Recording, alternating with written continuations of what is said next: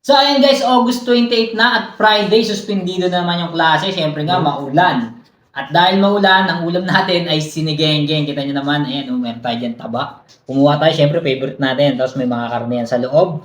Then yan, kumpleto naman yan, straight na sinigenggeng. Kahit sino naman kaya magluto yan. At siyempre, ang ating default protein, yung egg, laging nandyan yan. At ang ating 3/4 yata to o half cup. Kasi nga meron tayong banana. Okay, so ayan kay sir nga pala na nag-comment sa akin na mababa daw yung protein nung meal prep ko. Thank you po sa reminders. Pero aware naman po ako na minsan talaga mababa yung protein o kaya kulang yung protein ng meal prep ko. Kasi usually rito sa bahay, kung ano lang po yung niluluto namin, yung ulam, yun lang din yung kinakain namin. Kasi yun yung realistic na nangyayari ito sa bahay. Kung ano yung pinamalengke ko, niluto ko, ulam na namin yun ng tanghali, then gabi. Then sa ibang araw naman, yun, pag marami talagang karne o kaya medyo may alam pa akong source of protein na iba, dinadagdag ko rin yan sa meal prep ko. Ganun lang siya.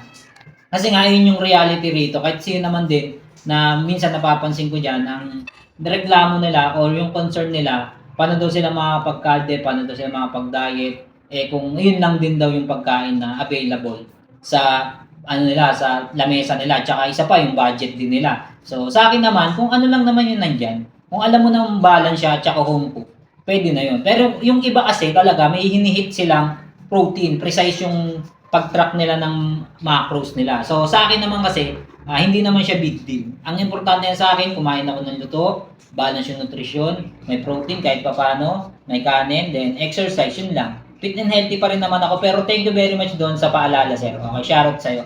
So, ayun nga, ganun lang siya kasimple guys. Kung ano lang yung nakahain, then alam mo naman luto, wala naman diyang process, wala naman diyang masama, wala nakakasama sa kalusugan mo. Kainin mo. Ang importante, balance yung nutrition. Ganito lang din yan kasimple guys. Sabi ko nga, kung sa pagkain ka tumaba, syempre sa pagkain ka pa rin talaga papayat. Samahan mo lang yan ng regular exercise.